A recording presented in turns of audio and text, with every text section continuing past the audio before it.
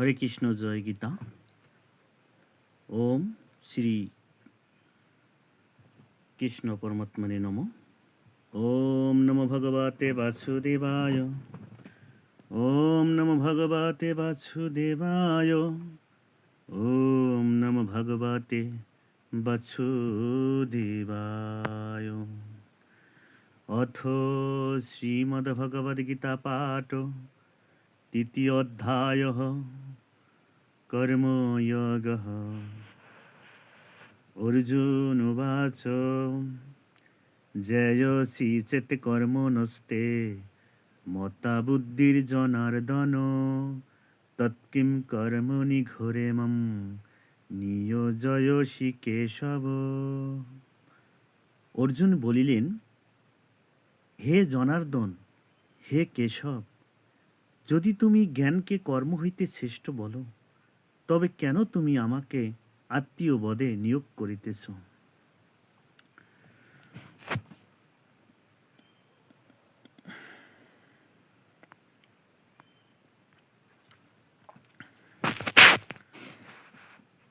ব্যামিশ্রেণেব বাক্যেন বুদ্ধিম মহোষি ইব মে তদেকং বদ নিশ্চিত্যে येन শ্রেয়ম অহম আপনুয়াম। কখনো কর্মের, কখনো বা জ্ঞানের প্রশংসা করিয়া তুমি যেন আমার বুদ্ধিকে মোহগ্রস্ত করিতেছ। অতএব কর্ম ও জ্ঞানের মধ্যে কোনটি শ্রেয় তাহা আমাকে ঠিক করিয়া বলো। অর্থাৎ এই যে প্রথম দুইটি, তৃতীয় অধ্যায় কর্মযোগের প্রথম দুইটি শ্লোকে ভগবান শ্রীকৃষ্ণকে উদ্দেশ্য করে যে অর্জুন দুইটি প্রশ্ন করলেন, সেটি হচ্ছে যে যদি জ্ঞানের চেয়ে কর্ম শ্রেষ্ঠ হয়, তুমি তাহলে আমাকে কেন এই ঘোর পাপ কর্ম করতে বাধ্য করিতেছ?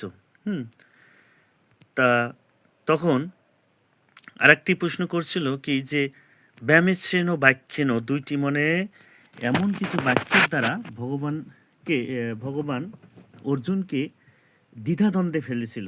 তো এই দ্বিধাদ্বন্দ্বের পর শ্রী ভগবান উবাচ লোক অস্মিন্দি বিধানিষ্ঠা পুরা প্রোক্ত ময়া নঘ জ্ঞান যোগেন সংখ্যানম কর্মযোগেন যোগিনম। অর্থাৎ ভগবান বলিলেন, ভগবান বলিলেন, হে নিষ্পাপ অর্জুন, পূর্বে তোমায় আমি বলিয়াছি যে দুই প্রকারের নিষ্ঠা আছে, জ্ঞানীর পক্ষে জ্ঞানযোগ আর কর্মীর পক্ষে কর্মযোগ। অর্থাৎ কি, লোকস্মিন, লোকের আছে দ্বিবিধা নিষ্ঠা, দুই প্রকারের নিষ্ঠা। কি, পুরা পোক্ত মায়ানগ, হে নিষ্পাপ অর্জুন, পূর্বে তোমাকে বলা হয়েছে কি, জ্ঞান ও যোগেন সাংখ্যানাম, অর্থাৎ জ্ঞানীর পক্ষে সাংখ্যযোগ মানে কিন্তু তত্ত্বজ্ঞান, সাংখ্যানাম মানে জ্ঞানযোগ, এবং কর্মযোগেন যোগিনাম, কর্মীদের পক্ষে কর্মযোগ।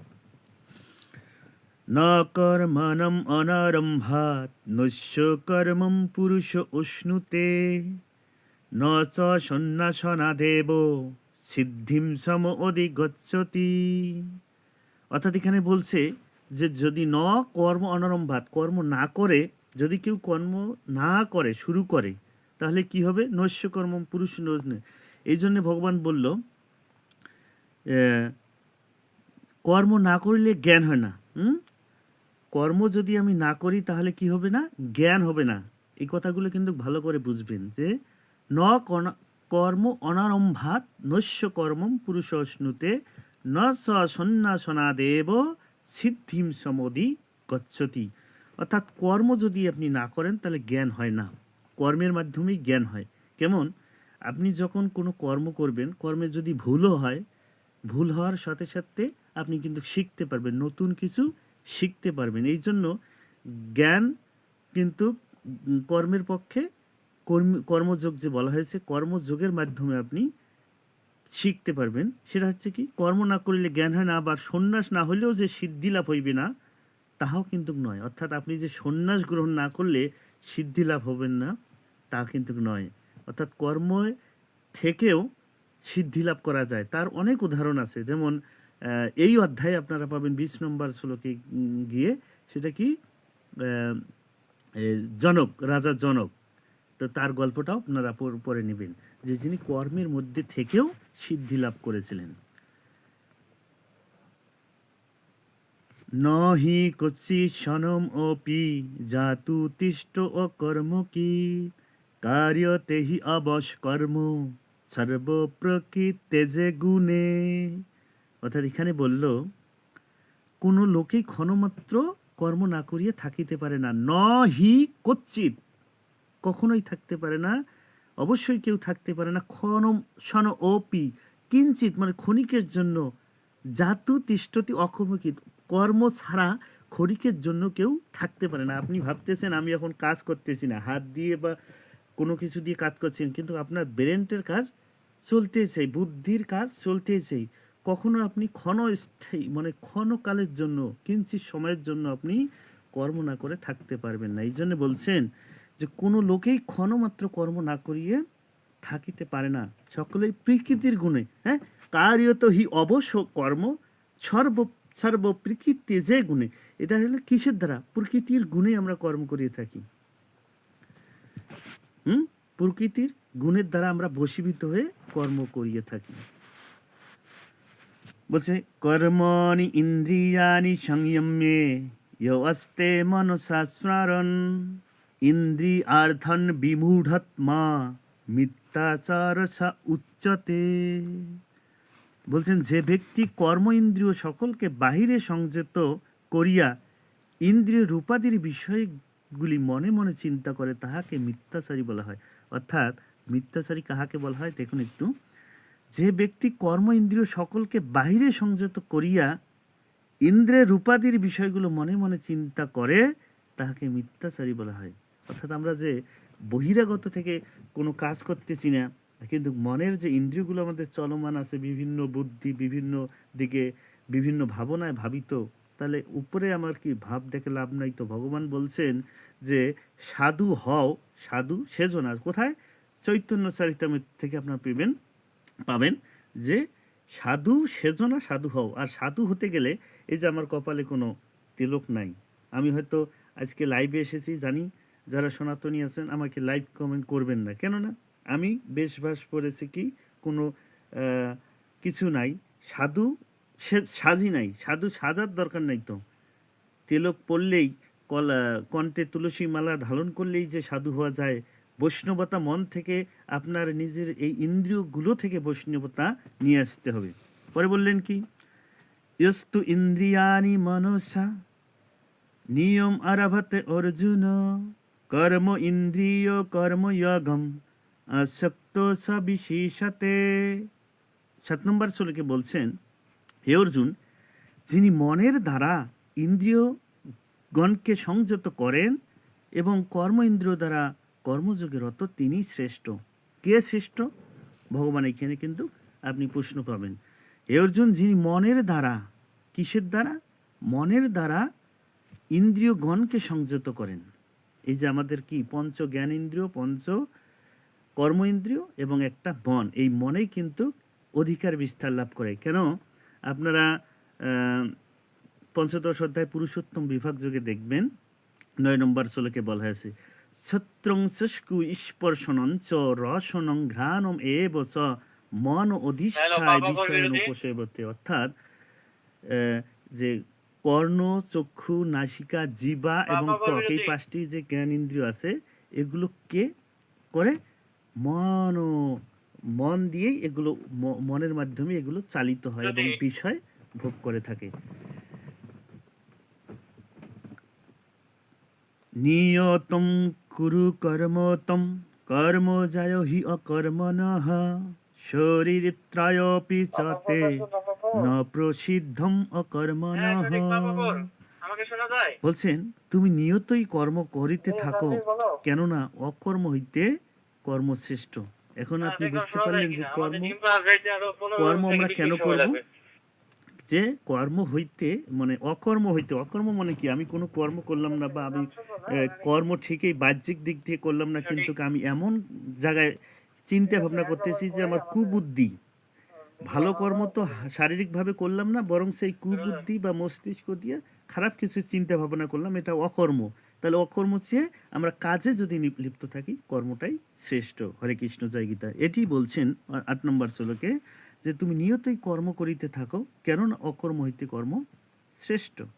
আর যদি কর্ম না করো, তাহা হইলে শরীর বাঁচে না। আর কর্ম তো করতে হবে। আমি কি ভণ্ডা সাধু সেজে লাভ নাই তো, যে আমি পরের কষ্টের ধন পরে কষ্ট করে রোজগার করতেছে, কেউ ইট ভাটায়, কেউ রাজমিস্ত্রি, কেউ খেতে খামারে পানিতে, হ্যাঁ, কেউ চাকরি করতেছে, ব্যবসা বাণিজ্য করছে, যে দূর দূরান্তে কত জীবনের ঝুঁকি নিয়ে, কত রিস্ক নিয়ে কষ্ট করে করতেছে, আর আমি ভণ্ড সাধু সেজে তাদের উপার্জিত অর্থ খাবো, তাদের উপার্জিত অর্থ দিয়ে আমি চলবো, আর আমি তাদেরকেই বলবো পাপী। কেন পাপী বলবো? তোরা মাছ মাংস খাস, তোরা পাপী, তোরা রসুন পেঁয়াজ খাস না, নিরামিষ খাস না, অত তো তাদের জ্বালায় আমি চলতেছি। এই কর্ম থেকে বিরত হওয়ার দরকার নাই। আগে নিজের আত্মশুদ্ধি করতে হবে, নিজের মনকে শুদ্ধি করতে হবে, চিত্তকে জাগ্রত করতে হবে, এবং আপনি এই মনের মাধ্যমে আপনার ইন্দ্রিয়গুলোকে বশে আনতে হবে। নইলে আপনার এই সাধু সেজে লাভ নেই। যে কপালে তিলক কাটছেন, তুলসী মালা ধরছেন, বড় মানে বিভিন্ন ধরনের ধুতি পাঞ্জাবি পরছেন, লাভ নাই। আপনাকে মন থেকে বৈষ্ণবতা অর্জন করতে হবে, তাহলেই আপনি প্রকৃত সাধু। যজ্ঞার্থাৎকর্মণি অত্র লোক অয়ং কর্ম বন্ধনঃ তদর্থম কর্ম কন্তেয় মুক্ত সঙ্গ সমাচার। ঈশ্বর প্রীতির জন্যই কর্ম, নচেৎ কর্মে বন্ধন হয়। অতএব হে অর্জুন, তুমি আসক্তি ত্যাগ করিয়া ঈশ্বরের প্রীতির জন্যই কর্ম করিয়া যাও। কি বলতে হবে? যে ঈশ্বর প্রীতির জন্য, মানে ঈশ্বরকে ভালোবাসার জন্য বা ঈশ্বরের আদেশ অনুগত্য পালন করার জন্যই কর্ম, নচেৎ কর্মে কি হবে? বন্ধন হবে। অর্থাৎ আমি যদি লোভ লালসা শুধু নিজের জন্যই করি, এটা হবে না। ভগবান কি বলছে? আপনার নবম অধ্যায় রাজবিদ্যা রাজগুজ্জকের 26 নম্বর শ্লোকে দেখবেন, বলছে যে পত্রম ফলম তয়ম, জল আর কি, জল পত্র বা ফুল দিয়েই যদি ফল দিয়ে আমাকে পূজা করা হয়, আমি তার পূজা গ্রহণ করি। আবার বলছেন কি তারপরে, যে মানে আপনারা যা কিছুই করেন, যা কিছু কর্ম, যা কিছু দান, যা কিছু খান আহার, সব কিছু আমাকে অর্পণ করেন। কিন্তু ভগবান কখনো বলেনি যে আমাকে নিরামিষ ভাত দাও, নিরামিষ আহার দাও। ভগবান বলছে তুমি যে যা খাও, যা করো, তাহলে তো ভগবান বলতো যে তুমি নিরামিষ খায় নিরামিষ আমাকে দাও, মাছ মাংস না খায় মাছ মাংস দাও। বলছেন কি, তুমি যা কিছু করো, যা কিছু খাও, তোমার শরীরের জন্য অবশ্যই প্রয়োজন আছে। বিজ্ঞান ভিত্তিতে আপনাকে অবশ্যই শরীর বাঁচার জন্য 6টি শরীরের যে উপাদান, অর্থাৎ আমিষ, হ্যাঁ, চর্বি, সব কিছু লাগবে, লবণ, খনিজ লবণ, লৌহ, সব ধরনের খাদ্য আপনার শরীরে প্রয়োজন আছে। আর আমি বসে বসে যদি ভণ্ডামি করে খাই, তাহলে আমার অতগুলো না হলেও চলবে। কিন্তু যারা খেটে খেটে খায়, দিনমজুর করে বা বিভিন্ন খেতে খামারে কাজ করে, বিভিন্ন পেশাজীবী মানুষ, তাদের অবশ্যই সুষম খাদ্যের জন্য সব কিছু প্রয়োজন। সেক্ষেত্রে ভগবান নিজেই বলছেন যে তুমি যা কিছু করো, যা কিছু খাও, সব আমাকে অর্পণ করে খাও। দেখে নেবেন রাজবিদ্যা রাজগুজ্জকে 26, 27, 28 নম্বর শ্লোকগুলো দেখে নেবেন। হরে কৃষ্ণ। সহ যজ্ঞা প্রজা সৃষ্টা পুরবাচ প্রজাপতিঃ অনেন প্রসিদ্ধমেষ বহু ইষ্ট কামধু। ব্রহ্মা সৃষ্টির প্রথমেই যজ্ঞ সহ মানুষ সৃষ্টি করিয়া বলেন, এই যজ্ঞ করিয়া তোমাদের দিন দিন উন্নতি ও ইষ্ট হোক। অর্থাৎ এই যজ্ঞটা কিসের জন্য বলছেন, তারপরে কিন্তু এই অধ্যায়ের আছে যে যজ্ঞের থেকে কি হবে, আমরা কিভাবে এই যজ্ঞ থেকে একে অপরের উন্নতি সাধিত করব।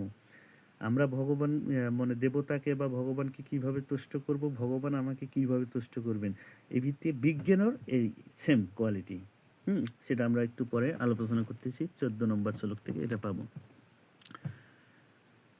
দেবান ভাবয়তানেন তে দেবা ভাবয়ন্তু বহ পরস্পরম ভাবয়ন্ত শ্রেয় পরম অভপ্সত। বলছেন এই যজ্ঞ দ্বারা তোমরা দেবতার সন্তুষ্ট করো, আবার তাহারাও তোমাদের সুখী করুন। এইভাবে একে অন্যের উপকার করিলে উভয়ই মঙ্গল সাধিত হইবে। আমরা 14 নম্বরে সেটাই পড়তে পারবো যে যজ্ঞ একে অপরের জন্য কেন শ্রয় এবং ভগবানকে বা দেবতাকে আমরা কিভাবে তুষ্ট করব, দেবতারা আমাদের কিভাবে তুষ্ট করবেন, সেটি কিন্তু আমরা একটু পরেই দেখতে পাচ্ছি 14 নম্বর শ্লোক থেকে। তো আমাদের দুইটা শ্লোক পড়ে নেই।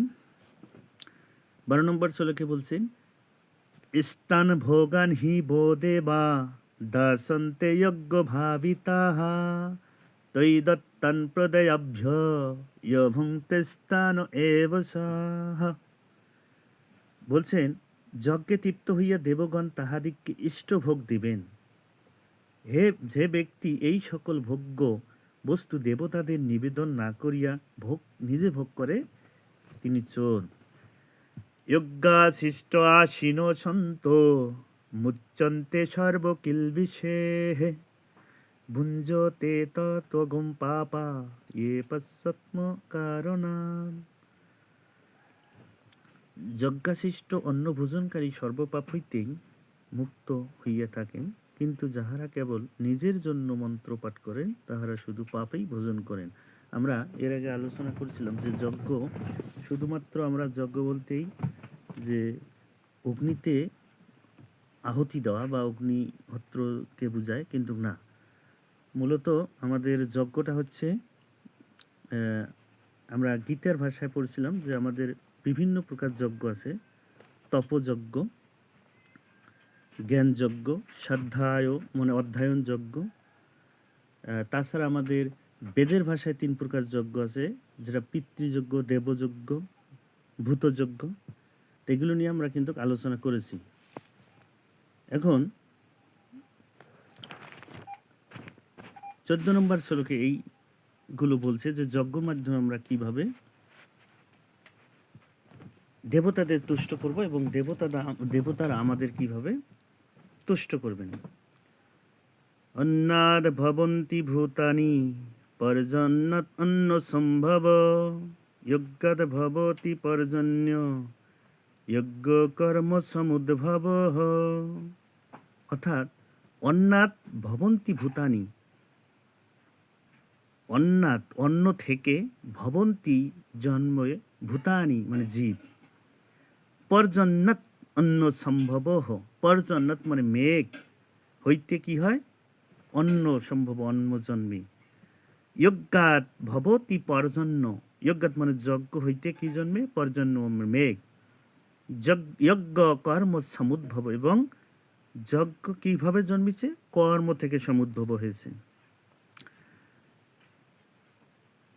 অর্থাৎ সোজা কথায় আমরা যখন যজ্ঞ করি, এই যজ্ঞ থেকে কি হয়, ধোঁয়া সৃষ্টি হয়, ধোঁয়া থেকে মেঘ, এই মেঘ থেকেই বৃষ্টি, এবং বৃষ্টি থেকেই বিভিন্ন গাছপালা বা এই ফসলাদি হয়ে থাকে, এবং ফসলাদি থেকেই আমরা প্রাণী, মৎস্যকুল বা জীবকুল, যত সকল কীটপতঙ্গ প্রাণী আছে, আহার গ্রহণ করে বেঁচে থাকে। এইভাবে একটা চক্রান্ত।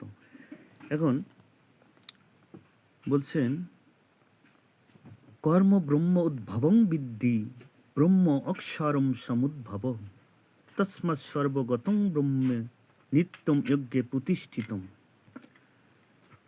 কর্ম বেদ হইতে জন্মায় এবং বেদ পরমেশ্বর হইতে জন্মিয়েছে, অতএব সর্বব্যাপী পরমেশ্বর সর্বদাই যজ্ঞে প্রতিষ্ঠিত আছেন।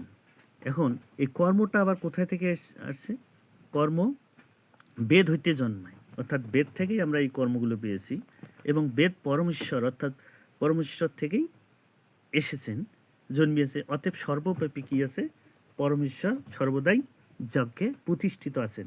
কিন্তু আমরা যে যজ্ঞ বলতে শুধুমাত্র এই যজ্ঞটা বুঝি, যেটাকে আমরা বুঝি অগ্নিহোত্র, তাছাড়াও আমাদের জ্ঞানযজ্ঞ আছে। আমরা গীতা পাঠ আলোচনা এবং গীতা পাঠের মধ্যে যে একটা শুদ্ধ জ্ঞান অর্জন করব, সেটিও কিন্তু জ্ঞানযজ্ঞ। এবং গীতায় ভগবান শ্রীকৃষ্ণ 4th অধ্যায় জ্ঞানযোগের আপনার 33 নম্বর শ্লোকে দেখে নেবেন, সেখানে জ্ঞানযজ্ঞকে শ্রেষ্ঠ বলছেন, শ্রেয়ান দ্রব্যম আয়াত যজ্ঞাৎ জ্ঞান ও যজ্ঞ পরন্তপ সর্বকর্ম অখিলং পার্থ জ্ঞানে পরিসমাপ্যতে। অর্থাৎ যত প্রকার যজ্ঞ আছে তার মধ্যে জ্ঞানযজ্ঞ শ্রেষ্ঠ এবং জ্ঞানের পরিসমাপ্তিতে বা জ্ঞানের উপস্থিতিতে সর্বকর্ম কি হয়, পরিসমাপ্তিত হয় বা সম্পাদিত হয়।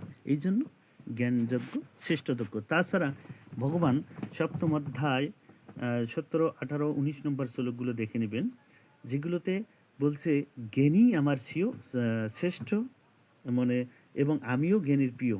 অর্থাৎ ভগবানের প্রিয় লোক হচ্ছেন যিনি জ্ঞানী, এবং ভগবানও ওই জ্ঞানীর প্রিয়।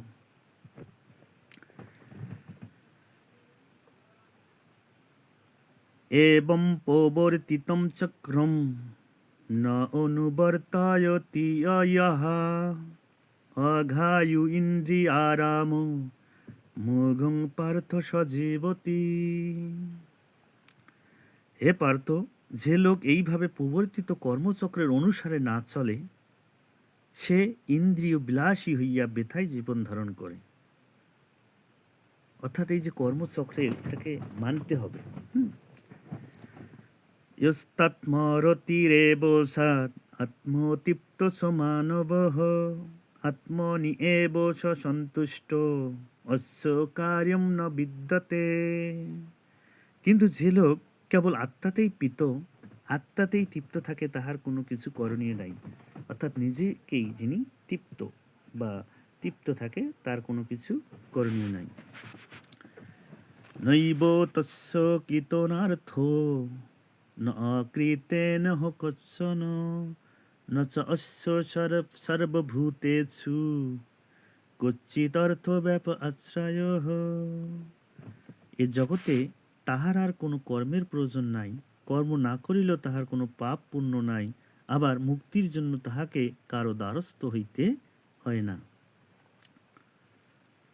তস্মাৎ আচক্ত সততম কার্যম কর্ম সমাচার আসক্ত হি আচরণ কর্ম পরমাপ্নতি পুরুষঃ।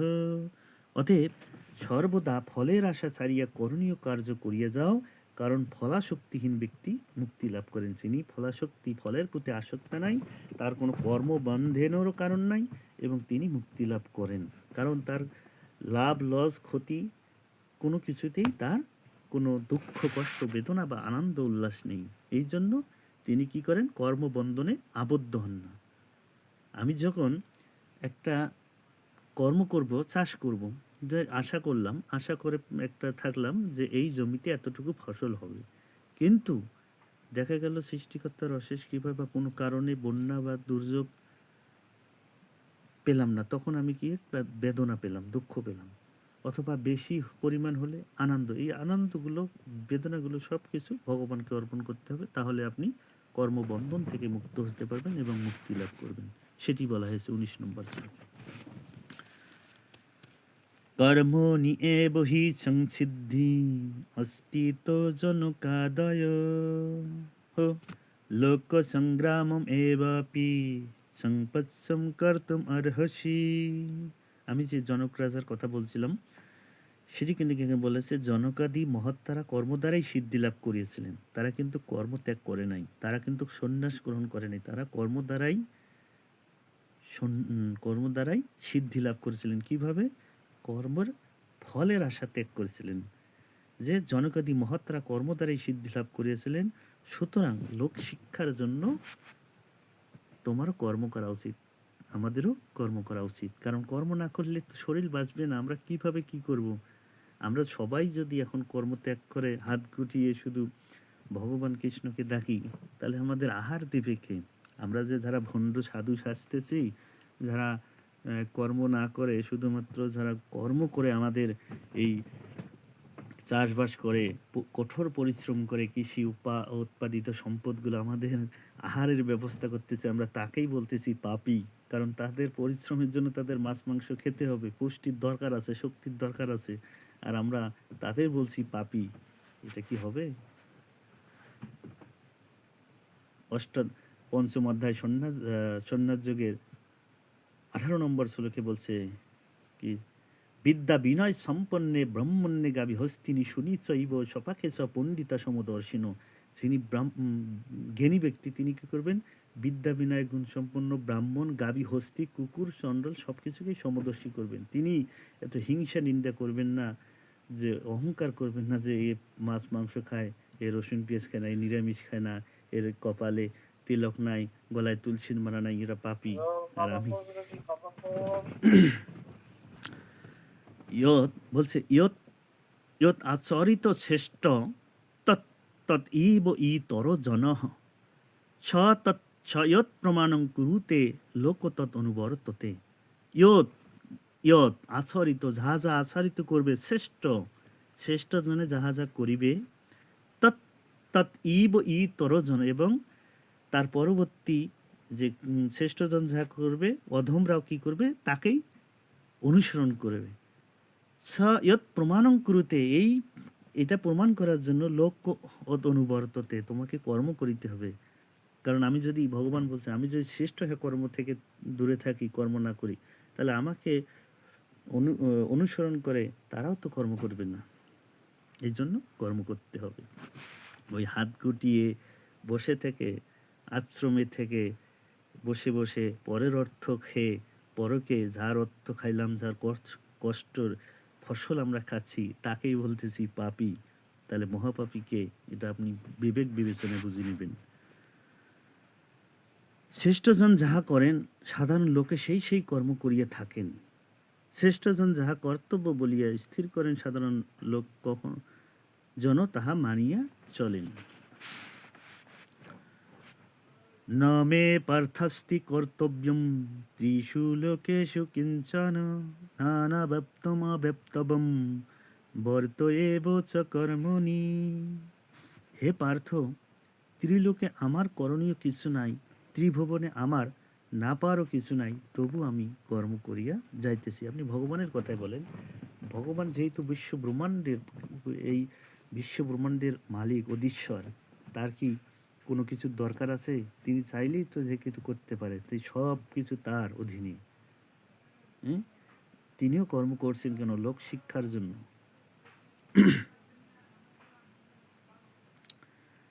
ইয়োদি হি এনম ন বর্তায়ম জাতু কর্মণি অতন্দ্রিতঃ মম বর্ত্ম অনুবর্তন্তে মনুষা পার্থ সর্বশঃ।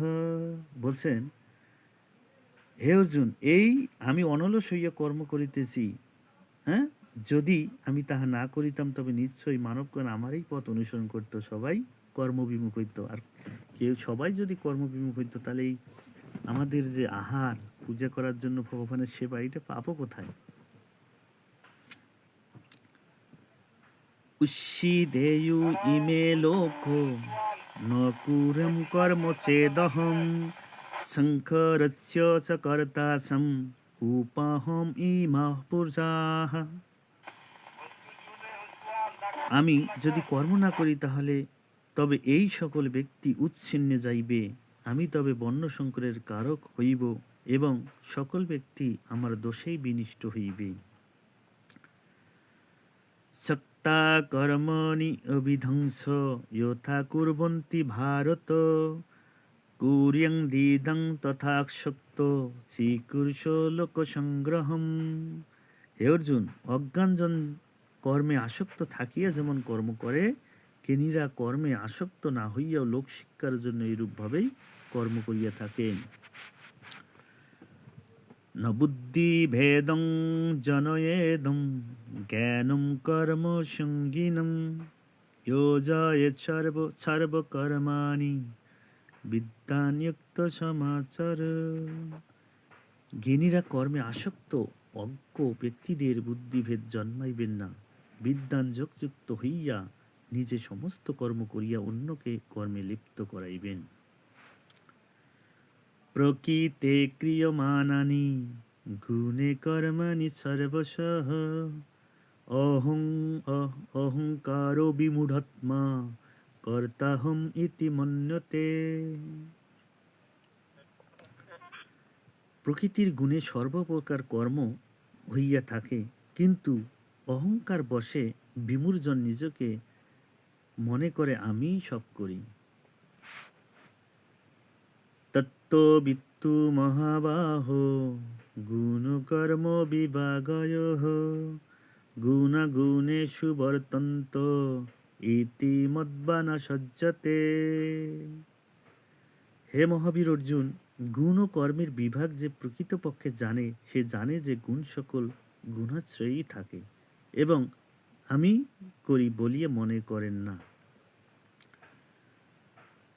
প্রকৃতির গুণ সংমূঢ়া সজন্তে গুণ কর্মেষু তন কৃষ্ণ অবিদমন্দন কৃষ্ণ বিত্ন বিচালয়েত। যেসব অজ্ঞ ব্যক্তি প্রকৃতির গুণে মোহগ্রস্ত হইয়া বিষয়াসক্ত হয়, অভিজ্ঞজন এই সকল অজ্ঞজনকে বিচলিত করিতে পারেন না।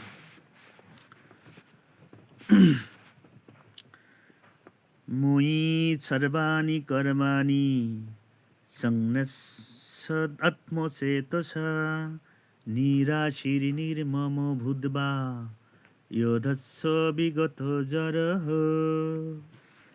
অতএব তুমি আমাতে সর্বকর্ম অর্পণ করিয়া শ্রী ভগবানে মন রাখিয়া মমত্ব শূন্য হইয়া যুদ্ধ করো। ইয়ে মে মতম ইদম নিত্যম অনুতিষ্ঠন্তি মানবাঃ শ্রদ্ধাবন্ত অনসূয়ন্ত মুচ্যন্তে তেহপি কর্মভিঃ। যেসব ব্যক্তি শ্রদ্ধাবান হইয়া আমার কথার দোষ ধরেন না, সর্বদাই আমার মত অনুযায়ী চলেন, তাহারা কর্ম করিয়াও কর্ম হইতে মুক্ত হইয়া পড়েন। এতে তো অভ্যসূয়ন্ত ন অনুতিষ্ঠন্তি মে মতম সর্বজ্ঞাম বিমূঢ়ংস্তন বিদ্ধি নষ্টান অতেশসঃ।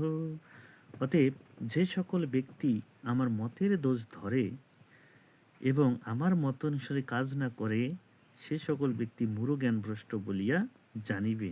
এখন ভগবান এই শ্লোকে বললেন 32 নম্বরে যে আমার মতের দোষ ধরে এবং আমার মত অনুযায়ী যে কাজ না করে, তাকে জ্ঞানভ্রষ্ট বা মূঢ় বলিয়া জানিবেন।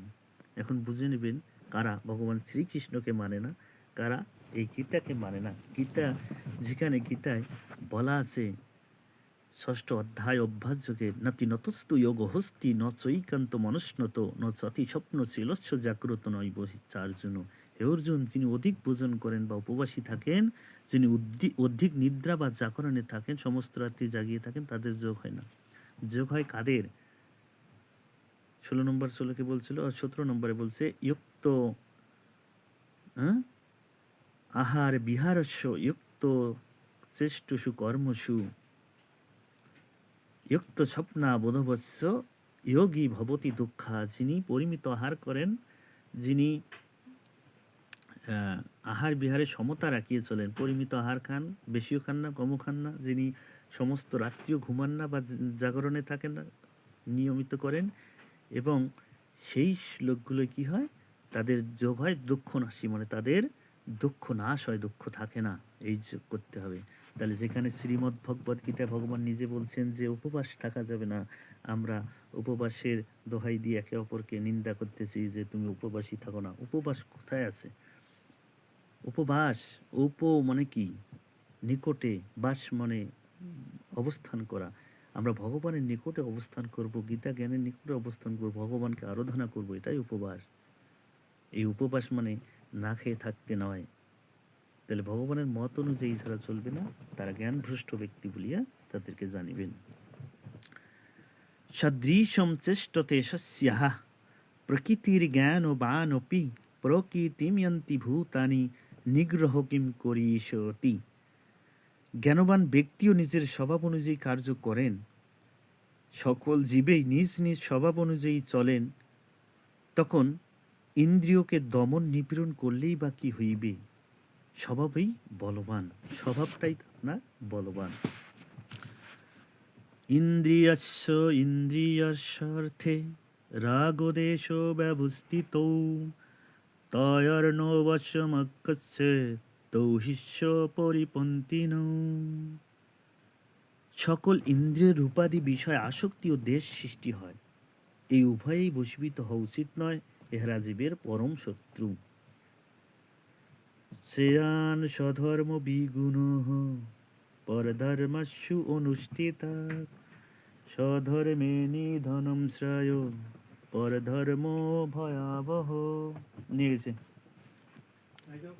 হ্যাঁ, এখন বলল কি, সর্বাঙ্গ সুন্দর পরধর্ম অপেক্ষা কিঞ্চিত অঙ্গহীন নিজ ধর্ম শ্রেষ্ঠ। স্বধর্মে নিধনম সয়, পর ধর্ম হয় ভয়াবহ। এই জন্য নিজের ধর্ম যদি ছোট হয়, একটু দোষযুক্ত হয়, তবু ত্যাগ করা উচিত নয়। অর্জুন বাচ অথ কেন প্রযুক্ত অয়ম পাপম চরতি পুরুষঃ অনিচ্ছন বিবংশেয় বলাদিব নিয়োজিতঃ। অর্জুন আবার প্রশ্ন করে বসলেন, জিজ্ঞাসা করলেন, হে কৃষ্ণ, মানুষ পাপ করিতে ইচ্ছা না করিলে কে তাহাকে বলপূর্বক পাপ করায়? অর্থাৎ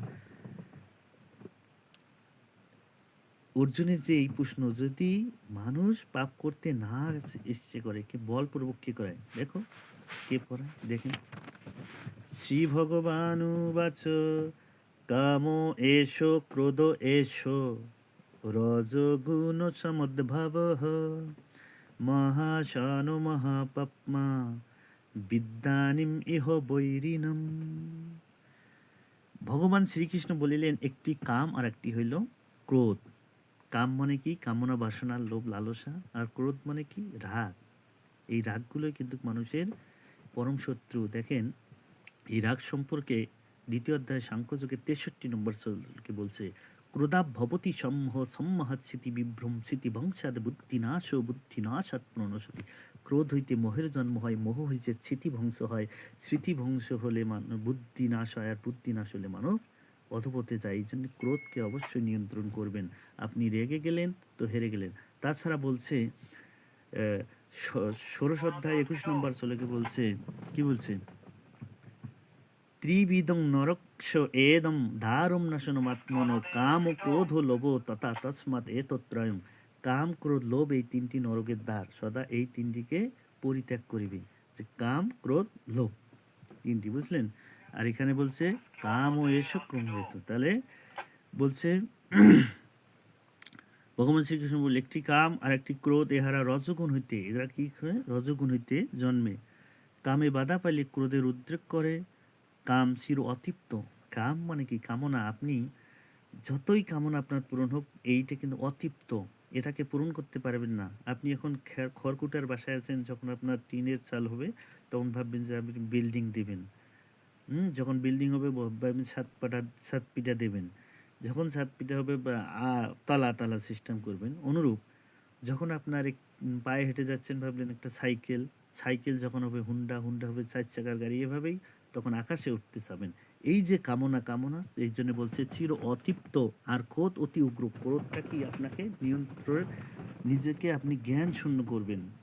জ্ঞান শূন্য করার জন্য সেটি কিন্তু অতি উগ্র।